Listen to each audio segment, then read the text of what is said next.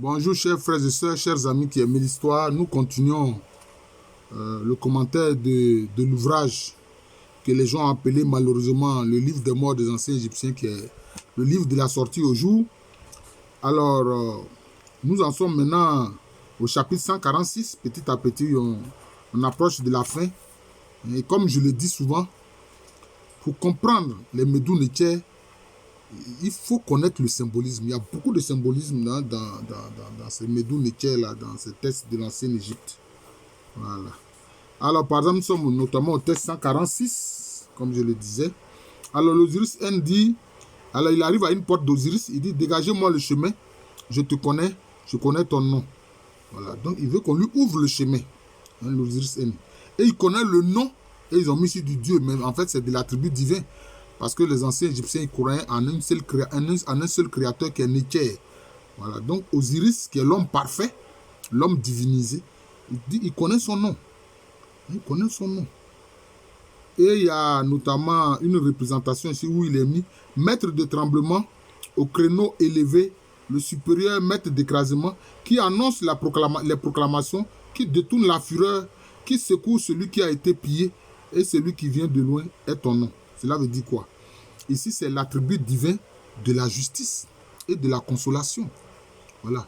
Il console celui qui est pillé. Il vient à son secours. Vous voyez? Mais il écrase le pillard. Il écrase le pillard. Il écrase le pillard. Et on a mis ici, celui qui vient de loin est ton nom. Bon, je crois que là, ça fait vraiment beaucoup référence à la Maat, je pense. Voilà. Maintenant, on continue. Le terrifique est le nom du portier, de son portier. Bon, salut donc celui qui sème la terreur auprès des malfaisants. On espère que cela va se faire sur cette terre enfin. Parole dite par l'Osiris N quand il arrive au deuxième porche de la demeure d'Osiris. Dégage-moi le chemin, je te connais, je connais ton nom, je connais le nom du Dieu qui te garde, c'est-à-dire de l'attribut qui te garde. Et il est mis ici, devant une représentation imagée, d'image plutôt, maître du ciel, régent du double pays, celui qui lèche les créatures, maître de l'humanité, promoteur de tous les hommes, est ton nom. Vous voyez? Celui qui lèche ces créatures. Donc on fait appel, il fait référence à quoi? À Nétchè, c'est-à-dire le créateur. Il laisse ces créatures, c'est pour faire quoi? C'est pour les protéger. Tout comme on voit les mammifères lèchent les petits quand elles viennent de mettre bas. Vous voyez, donc c'est cela. Ah, vous voyez? Comme la vache laisse son petit qui vient de naître. Donc c'est cela. C'est pour faire quoi? C'est pour rendre le petit propre. C'est pour rendre le petit propre. Pour ne pas que le petit soit infecté. Vous voyez? Donc c'est ça. Cela veut dire quoi? Ça fait référence à quoi? À Nétchè qui fait quoi? Qui purifie les hommes. Qui purifie la création. Qui purifie toute la création. Vous voyez? Donc c'est ça. Et ça, si on veut en faire le commentaire, mais ça va être très long. Voilà. Parce que la création même a des moyens de régénération. Hein? Donc chaque fois ici, on le voit, hein, dégagez-moi le chemin, dégage-moi le chemin, je connais ton nom. Et connaître le nom, c'est très important parce que quand on appelle une personne par son nom, elle répond. Voilà. Alors là où il y a l'image, il est mis maître des autels, riche en offrandes, qui réjouit chaque attribut divin. Chaque fois qu'ils vont mettre Dieu, je vais mettre attribut divin. Bon, c'est ce que je... En lui, le jour où l'on remonte le fleuve vers Abydos est ton nom. Maître des autels, riche en offrandes. Qui est le maître des autels? Bon, c'est une sorte de grand prêtre. C'est le grand prêtre, c'est celui qui exerce, je peux dire, la prêtrise. Hein? Celui qui exerce la prêtrise et qui est riche en offrandes. Il fait des offrandes à qui? Aux attributs divins. Voilà. Hein, les offrandes, comme on dit, qui réjouissent qui réjouissent les attributs divins, qui réjouissent chaque Dieu, comme ils ont mis. Mais je préfère dire chaque attribut divin. Voilà. Celui qui satisfait est le nom de son portier. Bon. Parole dite par l'Osiris N. Quand il arrive au 4e porte d'Osiris. Dégage-moi le chemin. C'est chaque fois, donc il veut qu'on lui ouvre le chemin. Et chaque fois, c'est ce qui revient. C'est très important. Cette invocation-là, chaque fois, c'est ce qui revient. Et là où il y a l'image, il est mis celui au couteau puissant, régent du double pays, punisseur des ennemis, de celui dont le cœur ne bat plus, faiseur de maux, exemple de péché est ton nom. Celui dont le cœur ne bat plus, c'est-à-dire celui qui n'a pas peur. Voilà. Ce n'est pas celui dont le cœur s'est arrêté de battre, non, c'est-à-dire celui qui n'a pas peur. Et ça, il y a une expression en Afrique. Il dit, quand quelqu'un dit mon cœur ne bat même pas, ça veut dire qu'il n'a pas peur. Voilà. Ça veut dire qu'il n'a pas peur. C'est une image. L'Afrique explique l'Égypte antique et l'Égypte antique explique l'Afrique. Voilà. Donc, celui qui punit quoi? Il punit les ennemis. Il punit les malfaisants. Voilà. Dont le cœur ne bat pas, ça veut dire celui qui n'a pas peur. Faiseur de mots, exemple de péché est ton nom. C'est cela. On dit quoi? Le bœuf est le nom de son portier. Là encore, quand c'est comme ça, ils vont voir comment on appelle ça? Les égyptologues français, européens vont dire le dieu bœuf. Ça ne fait pas sérieux, c'est pas le dieu bœuf. Le bœuf, le taureau là, il symbolise la force. Il symbolise la force. Donc c'est une affaire de symbole. Donc cela veut dire quoi? La force. Il est fort, le bœuf est fort. C'est pour ça que vous allez voir la représentation de la première lettre, Aleph. C'est une tête de bœuf. Et c'est ce qui a donné la lettre A. C'est ce qui a donné la lettre A. Mais là, on a inversé la lettre A. Sinon, ça représente le visage d'un bœuf. Vous voyez, c'est ce qu'il faut comprendre. C'est la force, c'est l'idée de force, de puissance. Alors, chaque fois, l'Osiris demande à ce qu'on dégage le chemin pour lui. Il connaît le nom de l'attribut divin, etc. Et c'est chaque fois que, là où il y a les images, c'est là que chaque fois il est dit quelque chose de nouveau. C'est là qu'il est dit quelque chose de nouveau. L'enflammé, maître des brasiers, le joyeux, vers qui l'on se tourne en suppliant sans que puisse entrer vers lui, même celui dont la tête est chauve, est ton nom. Bon. Je reprends. L'enflammé, maître des brasiers, le joyeux plutôt, vers qui l'on se tourne en suppliant, sans que puisse entrer vers lui, ils ont mis entre parenthèses même, celui dont la tête est chauve est ton nom. Bon, qu'est-ce que ça dit? Peut-être qu'il faut comprendre que en Égypte antique, souvent les prêtres se rasaient la tête. Ils se rasaient la tête. Les gens peuvent se demander, mais pourquoi les prêtres de l'Égypte antique se rasaient la tête?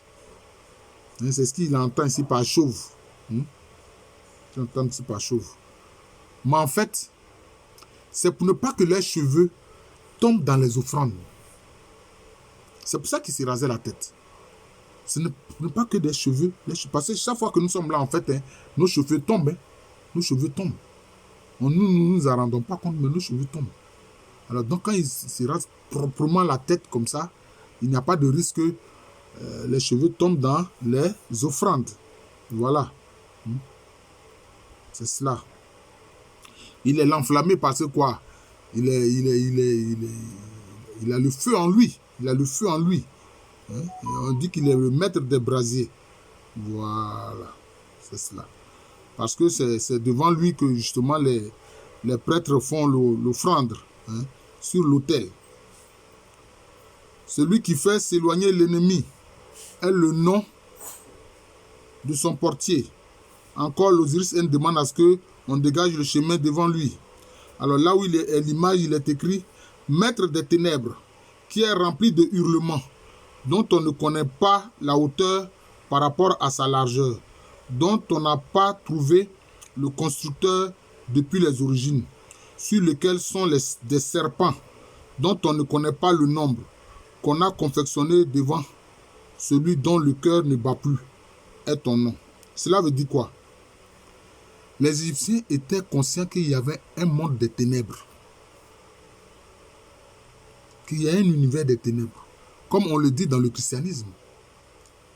Voilà. Et sur certains points, vraiment, moi je suis d'accord avec Sarwat Anis al-Asyouti qui a écrit les origines égyptiennes du christianisme et de l'islam. Vous voyez? Donc il y a un univers des ténèbres. Vous voyez? C'est ce que certains, je peux dire, dans le lectionnaire chrétien, ont appelé les enfers. Les enfers. Vous voyez? Donc, il y a des ténèbres. Hein, où on dit il y a des hurlements. Pourquoi il y a des hurlements? Parce que ceux qui y sont souffrent. Ceux qui y sont souffrent. Les hurlements ici, ça symbolise la souffrance. On dit on ne connaît pas la profondeur ni la largeur, hein, de cet espace-là. Parce que c'est un abîme. On parle aussi de l'abîme. C'est un abîme. C'est un abîme. C'est cela. C'est un abîme. Et puis, qu'est-ce qu'il y a encore? Hein? Il y a des serpents qui s'y trouvent. Hein? Des serpents dont on ne connaît pas le nombre. Bon. Quels sont ces serpents-là? Comme on le voit dans le livre de la Genèse de la Bible, on dit quoi? Le serpent, c'est l'animal le plus rusé. Et qu'est-ce qui se passe? Le diable prend la forme du serpent. Vous voyez. Donc ici, ce sont les forces des ténèbres. Donc le serpent symbolise aussi la force des ténèbres. Surtout quand le serpent rampe. C'est pour ça qu'on le voit. Dans le christianisme, le Christ a dit quoi? Hein? De même que Moïse a élevé le serpent des reins dans le désert, ainsi, quand le Fils de l'homme sera élevé, il attirera à lui toutes les âmes humaines. Cela veut dire quoi? C'est-à-dire que quand le serpent rampe, c'est là qu'il est dangereux. Mais quand il s'élève, là, il devient guérisseur. Il devient guérisseur. Mais ici, ce sont des serpents qui sont dans les ténèbres, qui sont dans les profondeurs. Donc, ce ne sont pas des serpents qui s'élèvent. Vous voyez? Et on a vu dans le livre de la Genèse, qu'est-ce qui se passe? Le diable, le Satan lui-même, il a pris la forme du serpent. Mais qu'est-ce qui fait la force ténébreuse du serpent? C'est parce que le serpent s'enroule et il peut prendre la forme d'un cercle. Le serpent prend la forme d'un cercle. Or, le cercle fait quoi? Le cercle, c'est le symbole de la vie. C'est comme la graine. La graine est un cercle. Même quand la femme est enceinte, on voit comment son ventre est arrondi. Hein? Hein? Le fœtus, au départ, il est presque rond. Il est presque comme un cercle. Hein? Le cercle est comme la vie. Hein? Même la lune, on voit la lune projetée sous forme de cercle. Le soleil aussi sous forme de cercle. C'est dû à quoi? C'est parce que c'est symbole de la vie. Le cercle est symbole de la vie. Donc, il faut comprendre ça. Voilà. Donc, c'est d'où vous voyez que c'est une affaire vraiment d'interprétation. Et il faut connaître les symbolismes pour pouvoir interpréter. Sémati est le nom de son portier. Bon. Parole dite par haine quand il arrive au 7e porche. Dégagez-moi le chemin. Chaque fois, c'est ça. Hein? Bon, là, dégagez-moi le chemin. Il veut pouvoir se déplacer aisément. Parce que quand on ne peut pas se déplacer, qu'on n'a pas de mobilité, bon, c'est comme si on est prisonnier, on est attaché. Voilà. Voilà, bon, là où il y a l'image, il est écrit quoi encore? Voile qui recouvre le mort, affligé dont le désir est de cacher, le corps est ton nom. Voilà.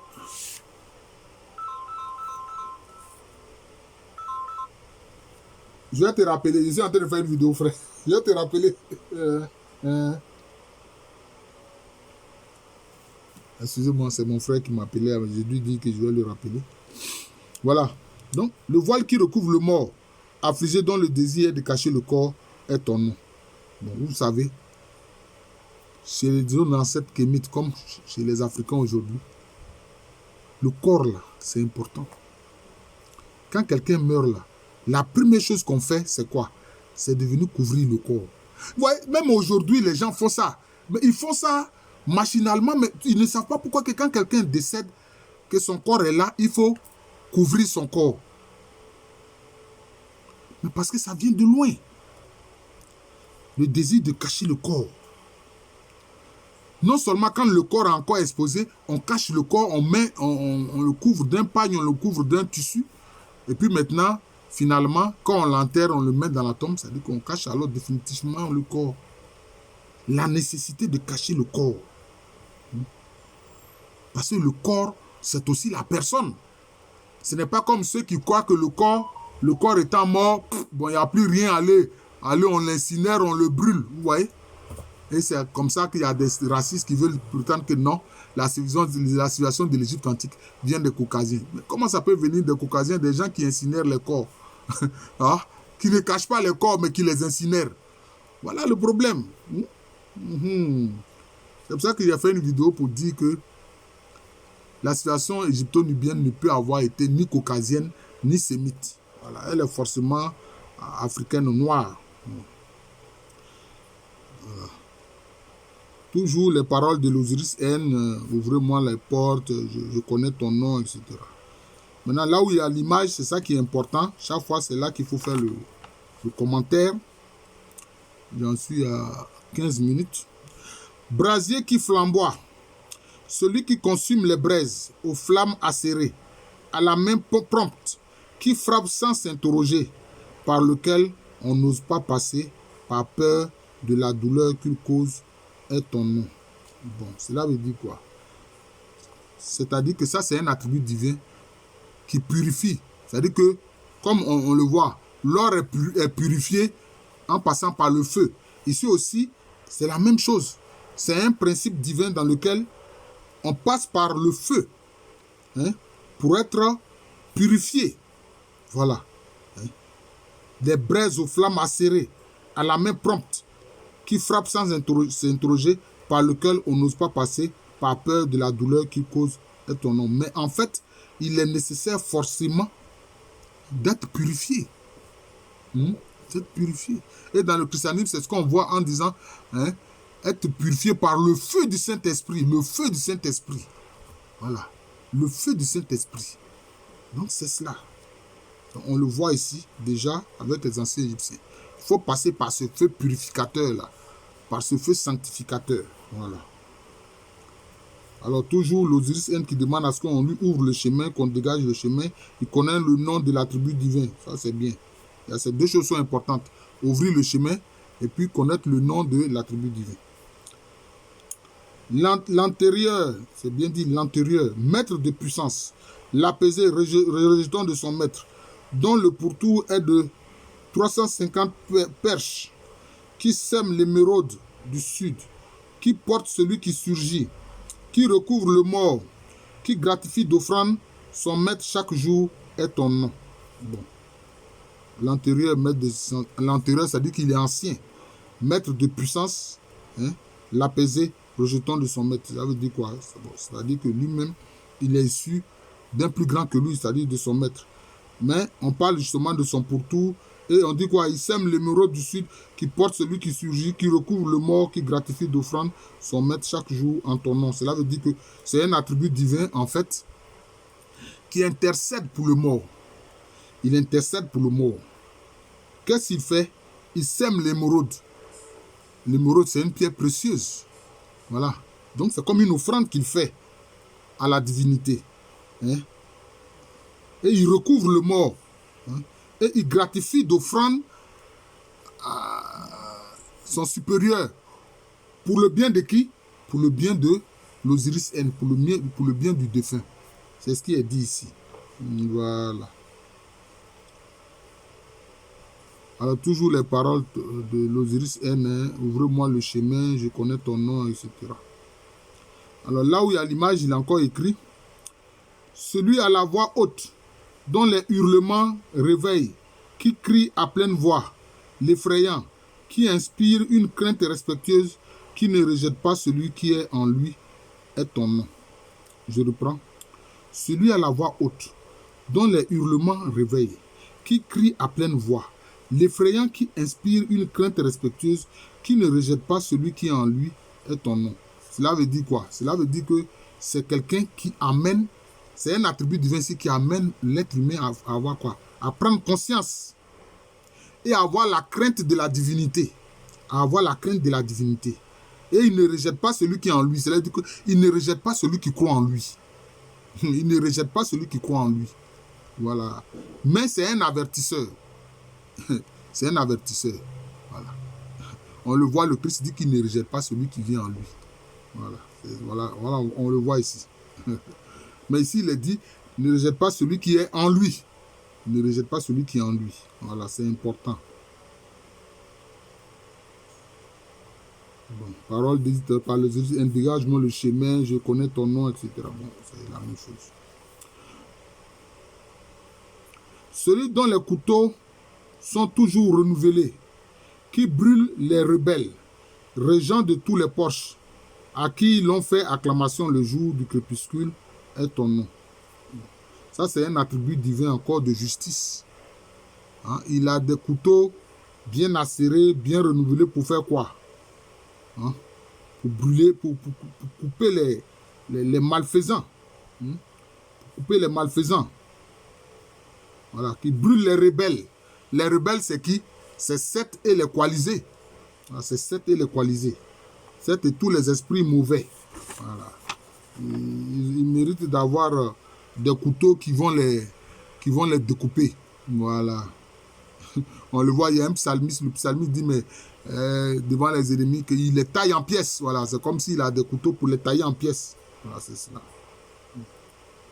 Alors, toujours, l'Osiris demande à ce qu'on lui dégage le chemin. Ça, c'est important, hein, le fait qu'il veut qu'on lui dégage le chemin pour qu'il puisse avancer, qu'il puisse progresser.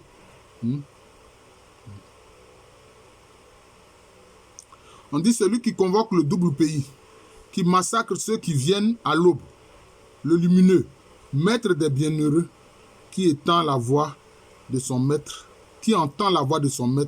est ton nom. Bon. Maître des bienheureux, c'est-à-dire quoi? C'est le Seigneur des défunts qui sont dans la béatitude, qui sont heureux, qui sont les bienheureux. C'est ce que dans le christianisme on appelle ceux qui sont béatifiés, sont les bienheureux. Voilà, ici on parle des bienheureux. Voilà, on parle des bienheureux. Et le maître des bienheureux, c'est le lumineux. C'est celui qui est lumière. Voilà. C'est ça le fait.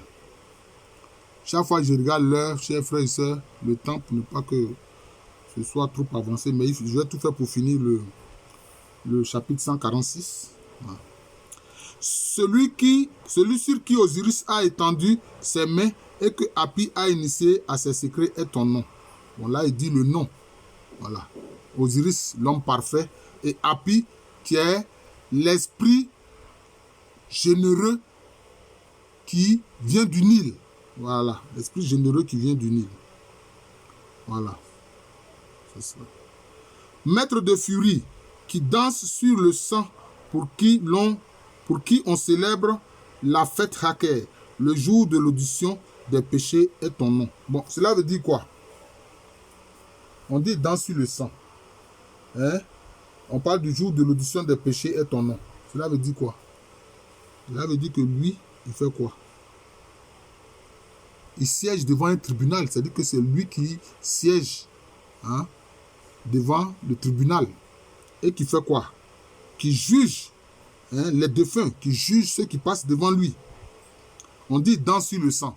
Pourquoi on danse? Bon, le sang, c'est la vie. Parce que, ici, pourquoi on dit danse sur le sang? Parce que ceux qui sont jugés là, leur vie dépend de quoi? Du verdict qu'il va prononcer. Soit vous êtes condamné, soit vous n'êtes pas condamné. Voilà. Soit vous n'êtes pas condamné, alors vous êtes déclaré bienheureux. C'est pour ça qu'on dit il danse sur le sang. Cela ne veut pas dire qu'on met le sang devant lui pour qu'il danse. Non, non, non. Parce que le sang, c'est la vie. Donc, cela veut dire que ceux qui passent devant son tribunal, là, il tient leur vie en main. Soit il ne les condamne pas, soit il les condamne. C'est ce que ça veut dire. Vous voyez, donc, c'est à tout un symbolisme. C'est ce que je dis. Voilà. 15e porche. Celui qui est âme au cil rouge, l'affaibli, qui sort de sa nuit et saisit les rebelles qui s'y trouvent, qui tend ses mains à celui dont le cœur ne bat plus au moment où il effectue son déplacement. Bon, j'ai expliqué celui dont le cœur ne bat plus, c'est celui qui n'a pas peur. Voilà. Bon, voilà. C'est cela. On dit quoi? Celui qui est âme au cil rouge, l'affaibli qui sort de sa nuit et saisit des rebelles qui s'y trouvent, qui tend ses mains à celui dont le cœur ne bat plus. Ça veut dire quoi? C'est une âme. Elle est faible. C'est une âme humaine. Elle est faible. Mais la divinité lui donne la capacité de faire quoi? De se saisir des rebelles. C'est-à-dire des Seth et de ses coalisés. Et il tend ses mains vers celui dont le cœur ne bat plus. C'est-à-dire vers la divinité. C'est-à-dire vers Dieu. Vers un attribut divin. Qui lui n'a pas peur. Voilà. Qui n'a pas peur. Alors que l'être humain, l'âme humaine, elle est faible. Voilà. Elle est faible. Alors, il y a toujours... il a écrit... Ouh là là, il faut que je finisse. Celui qui danse sur le sang, bon, j'ai déjà expliqué ça, c'est lui qui tient la vie des gens en main, hein, qui aime la flamme, qui est pur de marque, qui aime trancher les têtes, l'honoré maître du palais, qui frappe les rebelles le soir. Bon, ça dit que c'est le combat contre les forces du mal, le combat contre Seth, et puis c'est coaliser les forces du mal, c'est ce qu'il faut comprendre. Hein. On dit, parole à dire à l'arrivée au 19e porche par l'Osiris N. Celui qui annonce l'aube en son temps, qui passe la journée à être brûlant, maître des puissances que sont les écrits de Thoth lui-même. Bon, Thoth, c'est l'attribut divin de la parole. Hein, il est le porte, comme on dit là, les égyptologues européens disent qu'il est le porte-parole des dieux. En fait, c'est la parole, c'est l'attribut divin de la parole, c'est ça. Voilà, l'attribut divin de la parole. Voilà. C'est cela. Et donc, c'est lui qui est annonciateur des paroles. Voilà. C'est cela. Et l'Osiris N lui fait appel. L'Osiris N lui fait appel. Voilà. C'est cela. Parole a dit à l'arrivée au 20e porche par l'Osiris N. Celui qui habite dans la caverne de son maître. Celui dont le nom est masqué, dont la forme est cachée, qui enlève les cœurs pour celui qui se nourrit de son eau est ton nom. Bon, qui enlève les cœurs pour celui qui se nourrit de son eau est ton nom. Tandis que son eau là, c'est une eau qui purifie, qui fait bien, qui fait du bien. C'est comme une eau vive. Mais ici, lui, on dit que son nom est masqué. Et sa forme est cachée. Voilà. Mais si l'Osiris N parvient à avoir son eau, c'est comme s'il est sauvé. Hein? C'est comme s'il est sauvé. On dit qu'il enlève les cœurs. Mais cela veut dire quoi? Le cœur est le siège, hein, des pensées. Voilà, les pensées profondes surgissent du cœur. C'est ce que le Christ lui-même le dit. Voilà, c'est comme ça. C'est ce que lui-même il dit, le Christ. Il est sous le contrôle de ceux qui équipent le trésor. Parole a dit à l'arrivée au 21e porche par l'Osiris N. Celui qui aiguise sa pierre contre le calomniateur qui remplit les fonctions de bourreau, qui entre dans sa flamme est ton nom. Bon, ça dit celui qui combat les calomniateurs, il calomnie qui? C'est-à-dire, ils disent du mal des Osiris N, ils disent du mal de ceux qui sont décédés. Ils les accusent. Vous voyez, c'est comme on dit dans le christianisme que Satan accuse les êtres humains, les âmes humaines devant le trône de Dieu. Vous voyez, c'est ce qu'on voit ici. Le calomniateur, ben, c'est Apophis. C'est-à-dire, cet esprit du mal-là qui est représenté par un serpent géant, par une sorte de dragon. Vous voyez, c'est lui qui calomnie les gens devant la face de Necker, devant tous les attributs divins. Voilà. C'est cela. Voilà. Bon, je crois que j'ai fini ainsi le chapitre 146. Je vous remercie. Je suis le professeur Alou Kwame René, professeur titulaire d'histoire à l'université Félix Houphouët-Boigny, une université qui est à Abidjan. C'est à Cocody, c'est en Côte d'Ivoire, un pays situé en Afrique de l'Est. Alors, il y a ma fille dans l'intellect, Assa Traoré, qui suit mes vidéos que je fais sur le livre de la sortie au jour. Bon, j'espère qu'elle va regarder cette vidéo-là et puis en faire le commentaire. Voilà. Et dire ce qu'elle en passe. Voilà, j'enseigne à l'université Félix Houphouët-Boigny, une université qui est à Abidjan, c'est à Cocody, c'est en Côte d'Ivoire, un pays situé en Afrique de l'Ouest.